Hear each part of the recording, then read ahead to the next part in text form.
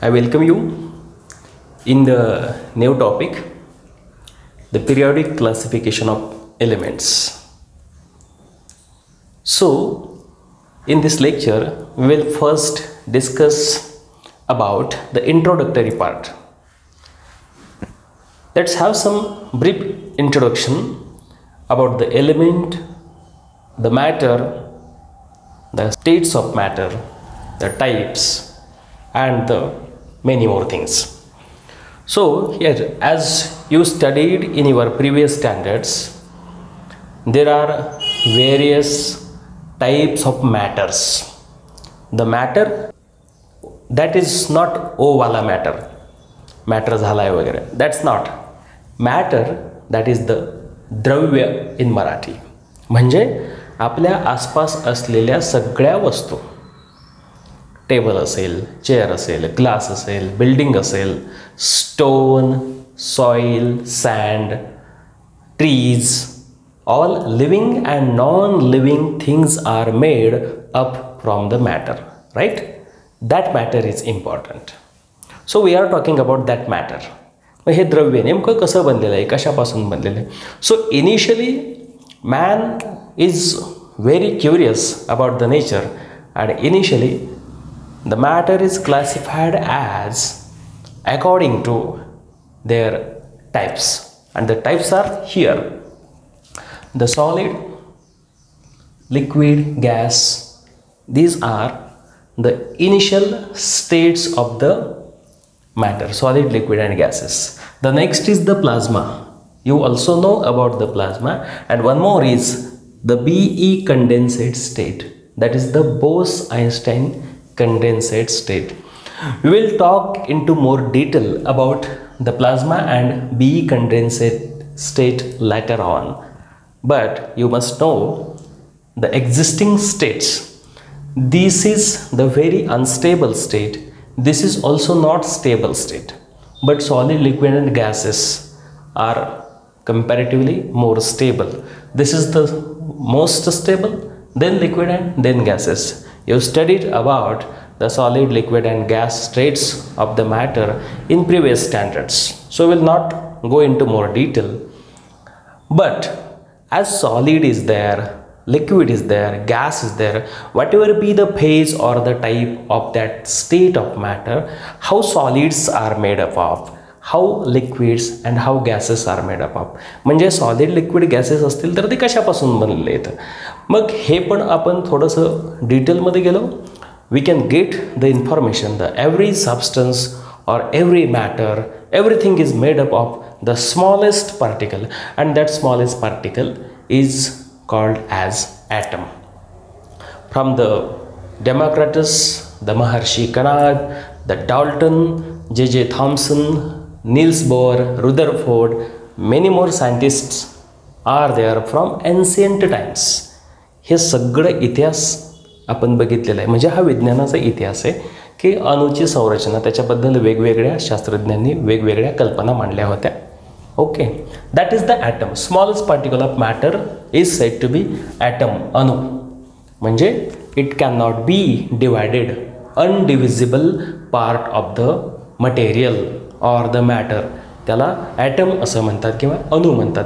आता हे अणू आहेत, मग हे असतात कुठे किंवा मग त्यांच्यापासून काय बनतं, आपल्याला हे सगळं डिटेलमध्ये स्टडी करायचं आहे. ॲटम्स, मॉलिक्यूल, कंपाऊंड्स, आणि यातला बराचसा भाग आपण 8th आणि 9th स्टँडर्डमध्ये, बेसिकली 8th स्टँडर्डमध्ये असतं, हे तुम्ही शिकलेलं आहात. Okay, so these atoms are there. मग हा नॉन डिव्हिजिबल पार्ट आहे असं सुरुवातीला होतं. त्याच्यानंतर ॲटमचं स्ट्रक्चर, आणि ॲटममध्ये पण न्यूक्लियस आहे, न्यूक्लियसमध्ये नंबर ऑफ पार्टिकल्स आहेत. त्यातले बेसिक आणि महत्त्वाचे पार्टिकल्स म्हणजे इलेक्ट्रॉन, प्रोटॉन आणि neutron. Okay, we will talk in to more detail about these particles. So first of all let's try to define the element. Element हा सगळ्यात महत्त्वाचा कन्सेप्ट आहे ह्या चॅप्टरमधला. एलिमेंट, ज्याला मूलद्रव्य असं म्हटलं जातं, म्हणजे आपण द्रव्याबद्दल बोललो, आता एवढा वेळ द्रव्याबद्दल बोललो. सॉलिड, लिक्विड, गॅसेस आणि पुढच्या अनस्टेबल स्टेट, हे सगळं म्हणजे द्रव्य. द्रव्य म्हणजे आणखी एका भाषेत पैसा पण असतं, but we are not talking about the money. द्रव्य मग हे सॉलिड लिक्विड गॅसेस आणि मग हे सगळं बनलेलं आहे त्याचं मूळ स्वरूप, मूल दॅट इज द एलिमेंट. मग एलिमेंटला आपल्याला दोन पद्धतीनं डिफाईन करता येते. We can define the element likewise the simple substance which can not be divided using chemical reaction. Simple substance. Remember, the substances are complex, but element is simple substance. आणि simple असल्यामुळे त्याचं पुढे divide करता येत नाही. कशा पद्धतीनं? Using chemical reaction. म्हणजे कुठल्या तरी केमिकल रिॲक्शनने कुठल्या तरी एलिमेंटचे परत दोन भाग झाले असं होणार नाही, कारण तोच फायनल नॉन डिव्हिजिबल पार्ट आहे मॅटरचा. Okay, this can be the fraction of the matter or the material, म्हणजे ज्याचं कुठल्याही पद्धतीनं डिवायडेशन आपल्याला करता येणार नाही. That is the element. किंवा the substance which have atoms all having same atomic numbers. किंवा असा substance which have atoms all having same atomic numbers. म्हणजे असा सबस्टन्स आहे की ज्याच्यामध्ये ॲटम्स तर आहेत आणि सगळ्या ॲटमचा ॲटॉमिक नंबर सारखाच आहे. म्हणजे वेगवेगळे ॲटम असणार नाहीत. ॲटॉमिक नंबर सारखा असलेले ॲटम म्हणजे एकाच प्रकारचे असतील. मग असं असेल तर त्या सबस्टन्सला आपण मूलद्रव्य म्हणतो. आणि आपल्या आसपास अशी अनेक वेगवेगळ्या प्रकारची मूलद्रव्य आहेत ज्यांचा आपल्या डेली लाईफमध्ये वेगवेगळ्या पद्धतीनं संपर्क येतो. We have lot of applications, lot of uses of various elements in pure form, in compound form. Okay, ते आपल्याला डिटेलमध्ये बघायचं आहे की म्हणजे जसं की ॲल्युमिनियम असेल, गोल्ड असेल, नंबर ऑफ एलिमेंट्स. म्हणजे सुरुवातीला हे मेटल्स आणि नॉन मेटल्स असाच प्रकार होता, त्याच्याबद्दल आपल्याला क्लासिफिकेशनमध्ये बोलायचंच आहे. मग हे सगळे एलिमेंट्सच्याबद्दल आपल्याला बोलायचे आणि हे प्युअर फॉर्ममध्ये असतील. म्हणजे काय, ॲटम्स तर प्युअर फॉर्ममध्ये असतील, एकच एक ॲटम असेल, म्हणजे अनेक ॲटम असतील पण एकाच प्रकारचे असतील, तर that is the element. Okay, आपण इथं ॲटॉमिक नंबर हा कन्सेप्ट आलेला आहे. मग हा ॲटॉमिक नंबर असतो काय? Let's see what is the atomic number. Correct. So here I have written the atomic number. In short, this is for the definition, but for making the concept clear, atomic number can be defined as number of protons or number of electrons. Okay, or not and. Either number of protons in the element, in that atom, or number of electrons in that atom. मग आपल्याला item माहिती आहे, ॲटमच्या न्यूक्लियसच्या भोवती electrons असतात. Electrons are revolving around the nucleus in specific orbits. आता त्या orbits आहेत, त्या वेगवेगळ्या ऑर्बिट्स असतात आणि त्यांची डिफरंट एनर्जी लेवल्स असतात. हे ऑलरेडी आपल्याला माहिती आहे. We have studied all the things. Number of protons, the protons are in the nucleus and we studied or we know the atom is electrically neutral. Why? कारण proton having positive charge and electron having negative charge. Okay, and the magnitude of charge is 1.6 into 10 power minus 19 coulomb on a single electron or on a single proton. 1.6 into 10 power minus 19 coulomb is the charge on a single electron, or and this charge is negative and this is the positive on the proton. That is the same magnitude is same, 1.6 into 10 power minus 19 coulomb. This is the positive charge. 1.6 into 10 power minus 19 coulomb is the charge on electron. This is negative charge and same magnitude but positive. That is 1.6 into 10 power minus 19 coulomb. The positive charge on proton. That means charges are equal and opposite. Opposite in sign. One is positive, another is negative. Magnitude is same. Therefore, proton and electron equal in number, equal in charge, balance each other, and therefore there is no net charge, no net positive charge, no net negative charge. This is very simple. Therefore, this atom is always electrically neutral. I have said written here P is equal to E, number of protons equal to number of electrons. And you know very well this classification of positive and negative charges is given by the famous American scientist Benjamin Franklin. Remember this. Okay, so this is all about the atomic number. Atomic number म्हणजे नेमकं काय की प्रोटॉनची संख्या किंवा ॲटममध्ये असलेल्या इलेक्ट्रॉनची संख्या, दोन्हीपैकी एक कुठलंही घेऊ शकता, कारण प्रोटॉन आणि इलेक्ट्रॉन सारखे येतं. हा सगळ्यात महत्त्वाचा कन्सेप्ट आहे. ॲटॉमिक नंबर कशाला म्हणायचं, मराठीमध्ये त्याला अणुअंक असं म्हटलं जातं. Okay, the next is the atomic mass किंवा त्याला मास नंबर असं सुद्धा म्हणतात. What is atomic mass or the mass number? It's very simple. Number of protons plus number of neutrons, P plus N. आता हे असताना सगळे elementary particles, proton positive charge आणि न्यूट्रॉनवरती कुठलाही चार्ज नसतो. Neutron is in the nucleus. याच्यामध्ये पुन्हा न्यूट्रॉनची संख्या बदलली, प्रोटॉनची संख्या बदलली की आयसोटोप, आयसोबार वगैरे बराचसा भाग आहे. Let's talk later on about all these things. First, let's focus on the atomic mass or mass number. Total number of protons and the total number of neutrons in the nucleus of an atom gives the atomic mass or the mass number. आपण atomic number आणि मास नंबरबद्दलच का जास्त बोललो, कारण periodic क्लासिफिकेशनमध्ये सुरुवातीला ज्या वेगवेगळ्या सायंटिस्टने classification करण्याचा प्रयत्न केला, they tried to classify the existing elements. सगळे तर सुरुवातीला नव्हतेच, इनिशियली अगदी 30च्या आसपास एलिमेंट होती, 30च.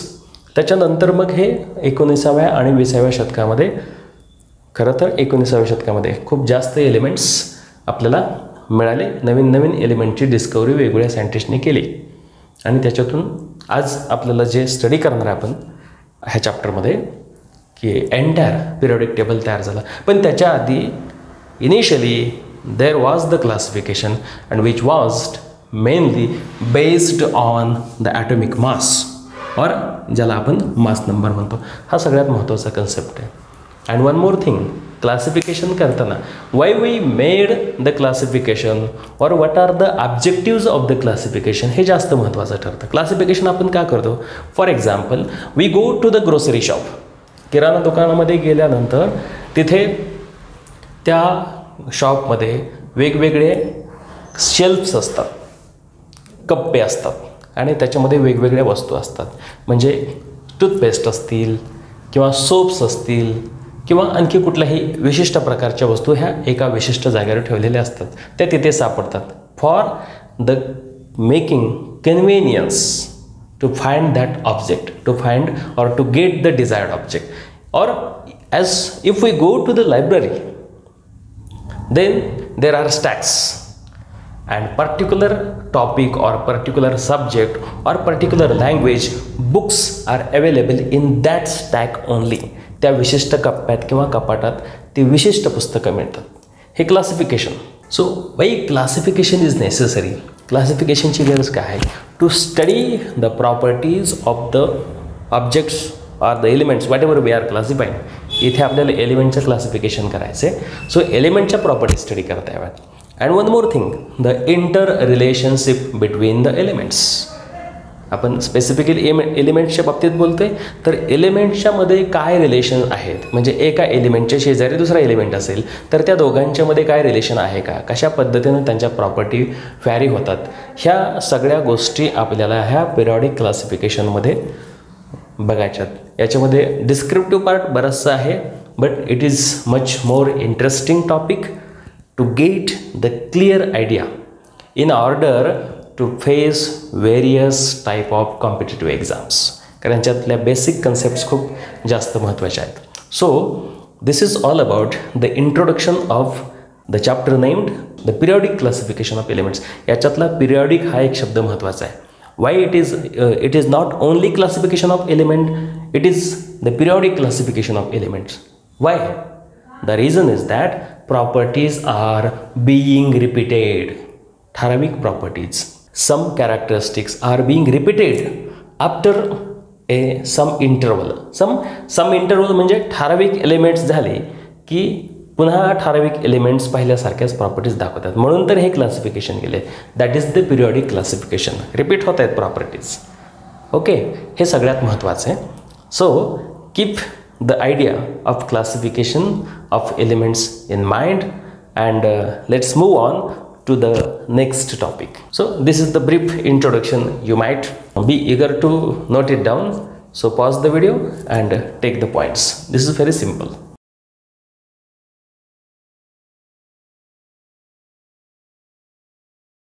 So friends, let's discuss about the classification of elements.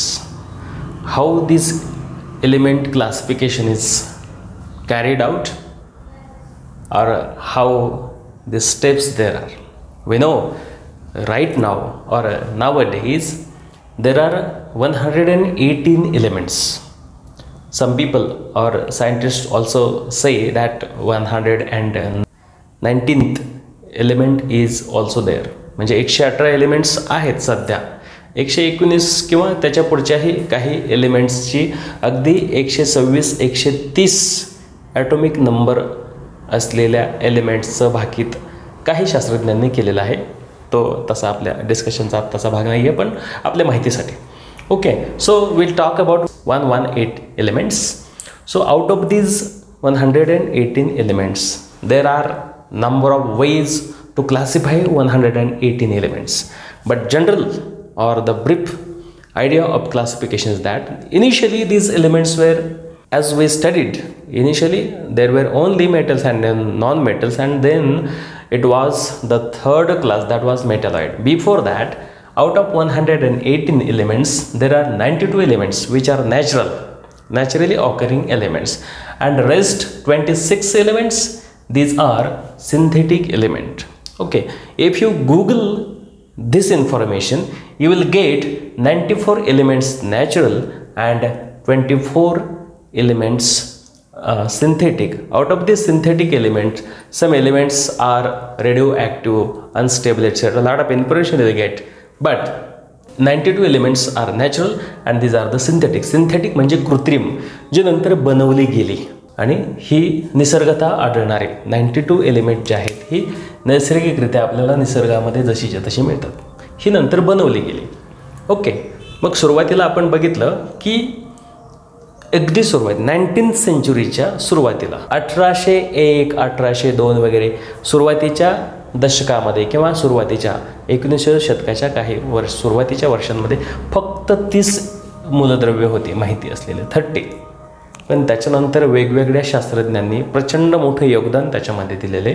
Elements काय अशीच सापडली नाहीत. बऱ्याच शास्त्रज्ञांनी त्याच्यामध्ये खूप मोठं परिश्रम पण घेतलेले, हार्डवर्क केलेले. ओके, सो त्याच्यामध्ये वाढ होत गेली. आणि right now due with the course of time there are 118 elements. मग सुरुवातीला हे जी एलिमेंट्स होते सुरुवातीच्या काळामध्ये ती फक्त मेटल आणि नॉन मेटल ह्या दोनच प्रकारात होते. आणि आपल्याला मेटल आणि नॉन मेटलच्या प्रॉपर्टीज माहिती आहेत, आपल्याला स्टडी केलेलं आपण, त्याच्याबद्दल आता डिस्कस नाही करणार आपण. But we should know the initial classification based as metal and non metal. There were only 2 classes. Then after some time नवीन एलिमेंट्स मिळत गेले. मग त्याच्यामध्ये तिसरा अजून एक क्लास आला, that is the metalloid. Metalloid म्हणजे जो मेटलच्या आणि नॉन मेटलच्या दोन्हींच्या पण प्रॉपर्टी दाखवतो. असे काही ठराविक मेटॅलॉइड्स आहेत. एक्झॅक्टली किती आहेत? There are 92 metals, non metals are 20 and metalloids are 6. म्हणजे हे सगळे मिळून जे आपण 118 एलिमेंट्स आहेत असं म्हणतो. 92 + 20 + 6, these are 118 elements. Non metals हे 20 आहेत, त्याच्यामध्ये इनर्ट गॅसेस आणि बाकी बरेचसे गॅसेस येतात. मेटल्समध्ये हे मोस्टली सॉलिड स्टेटमध्ये आहेत, काही एक्सेप्शन्स आहेत लिक्विड स्टेटमधले, ते पण बघणारच आहे. आणि हे मेटॅलॉइड्स आहेत, हे नॉर्मली सॉलिड स्टेटमध्येच आपल्याला बघायला मिळतात. म्हणजे परत आपल्याला क्लासिफिकेशन वेगवेगळ्या पद्धतीने करता येईल. कॉम्पिटेटिव्ह एक्झामची तयारी करणाऱ्या विद्यार्थ्यांसाठी खास मी सांगतो की या वेगवेगळ्या क्लासिफिकेशनच्या पद्धती आपण आत्मसात कराव्यात. म्हणजे मेटल्स किती, नॉन मेटल्स किती, मेटॅलॉइड्स किती, सॉलिड किती, लिक्विड किती, गॅसेस किती, आपल्याला हे सगळं स्टडी करायचंच आहे. But we will study more and more detail at higher standards in 11th, in 12th standards and in the graduation years. We have to study a lot of things about the elements in more detail, हे लक्षात ठेवा फक्त. Okay, so हे metal, non metal आणि metalloids. पण हे सगळं classification का करावं लागलं त्याचं एक रिझन आहे. म्हणजे काय, discovery of various properties led towards gathering of vast information. Vast म्हणजे खूप व्यापक अशी जास्त माहिती आपल्याला मिळत गेली. कुणाला, शास्त्रज्ञांना, आपल्याला म्हणजे सायंटिस्टला. सायंटिस्ट हे काम करत होते आणि त्यांना नवीन नवीन गोष्टी त्याच्यामध्ये कळत गेल्या. असं म्हटलं जातं की मराठीमध्ये गरज ही शोधाची जननी आहे.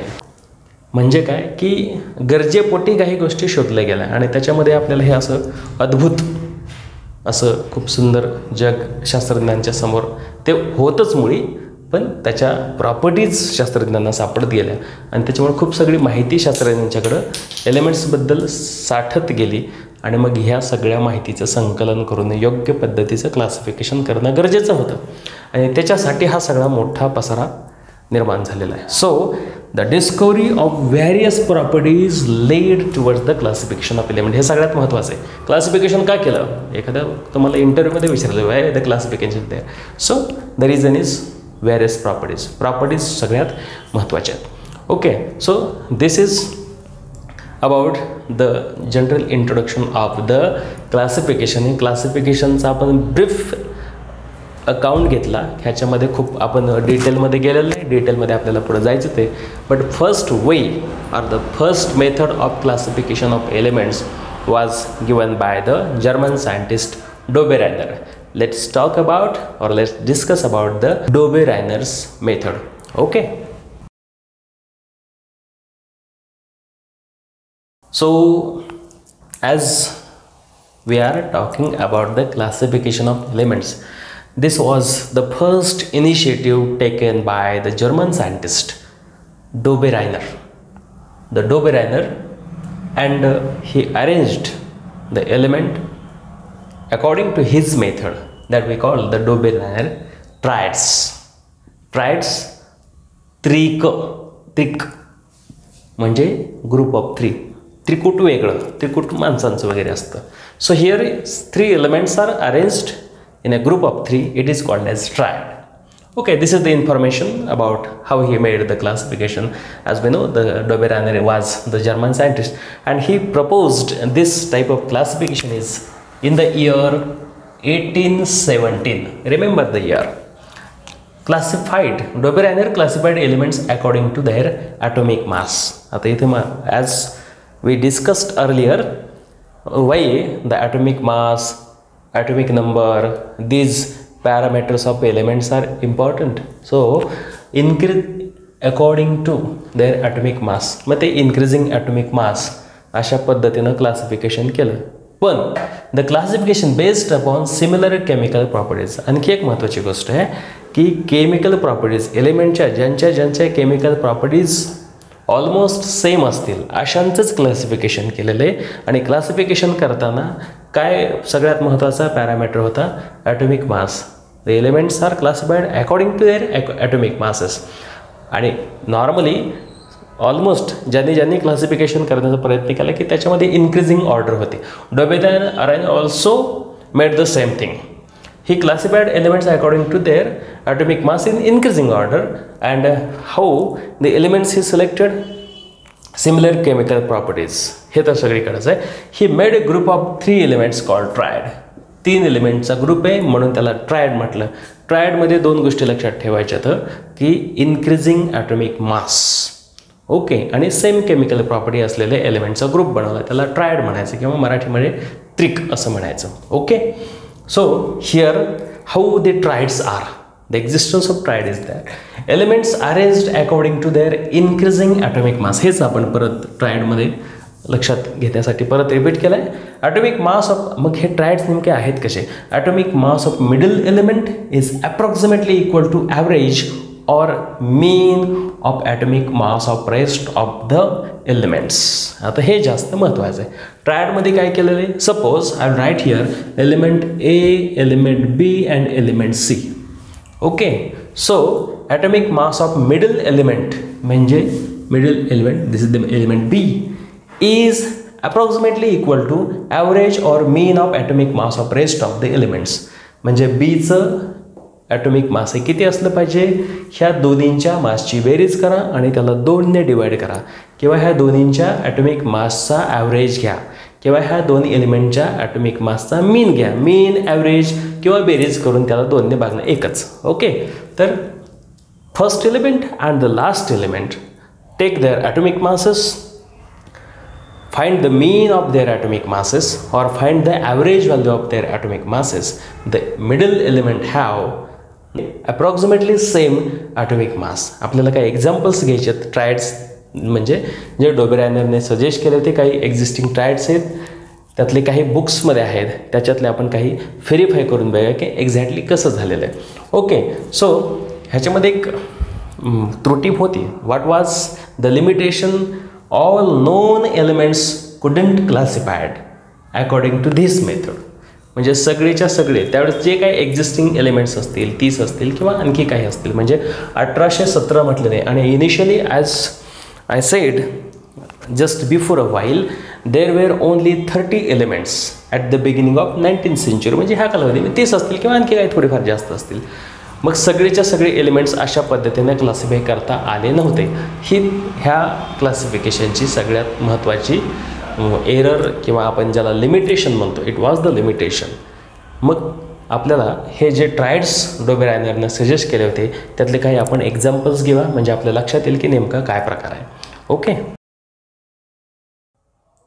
So let's have some examples of the triads. The first example is lithium, sodium and potassium.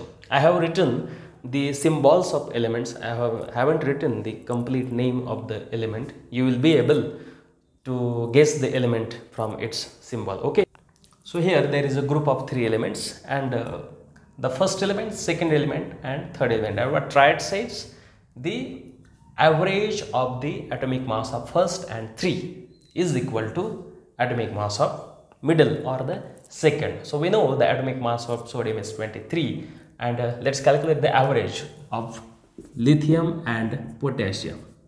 Average of lithium and potassium, average of atomic masses. Okay, 6.9 plus 39.1 and divided by 2. This will be 46.0 divided by 2. So this will be 23.0. This is the average value of atomic mass of first and third element, and we have the average value of sodium. Average atomic mass of sodium, that is 23.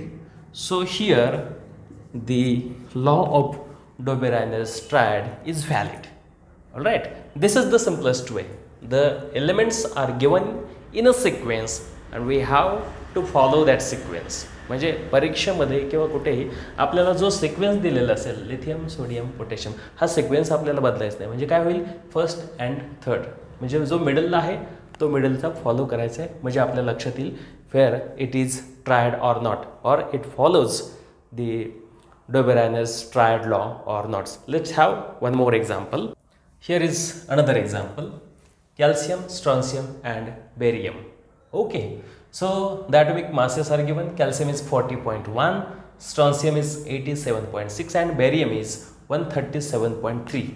So here the elements are arranged as A, B and C. So let's have the mean atomic mass of the calcium and barium.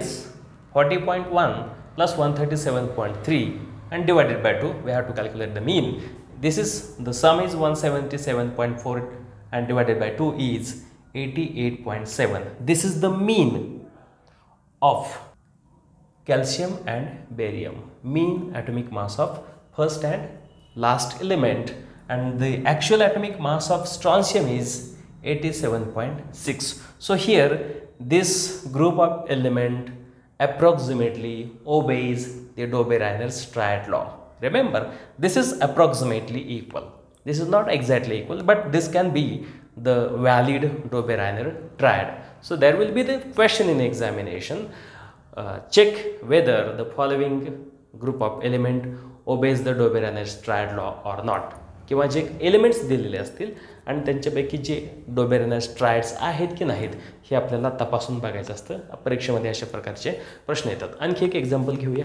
The next example is the chlorine, bromine and iodine.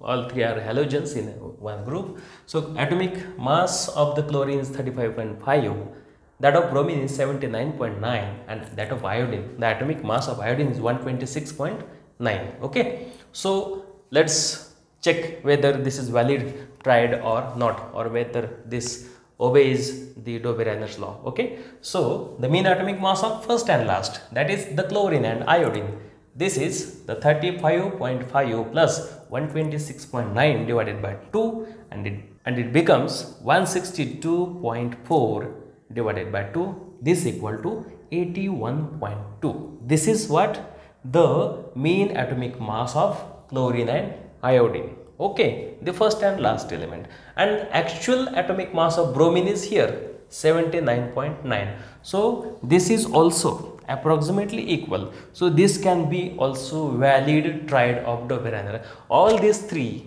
we discussed here are given already in your book. Okay, there are some triads which we have to check whether they obey the Dobbe-Reiner's law or not. That is, let's have the next example. We'll discuss about one more example, and the new group of triad is beryllium, magnesium and calcium. All are the metals.